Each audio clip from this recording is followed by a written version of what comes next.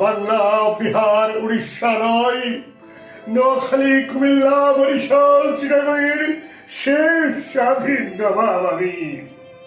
অথচ আমার রাজ্যের নরধাম জনগণ আমাকে কুত্তার মতো বের করে দিয়েছে। কিন্তু দেশের জন্য, রাজ্যের জন্য, ওই সিংহাসনের জন্য আমার মন এখনো কাঁদে।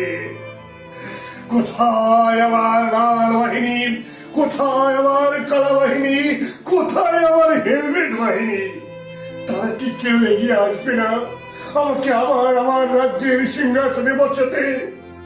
নাকি ওই ইউসুফ সরকার রাজ্য দখল করে বছরের পর বছর রয়ে যাবে?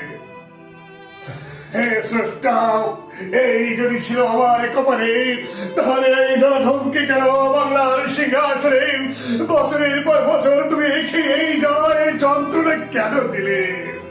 আমি তো আর সহ্য করতে পারছি না। বাংলার জনগণ, আবার যদি আমি কখনো বাংলার শেষ এই সিংহাসনে বসতে পারি, তাহলে কসম করে বলছি এই তরবারি দিয়ে জনগণকে আমি কচু কাটা কেটব। একটার মাথায় গর্দান থাকবে না। তুকু কি বললাম? একটারও গর্দানে মাথা থাকবে না।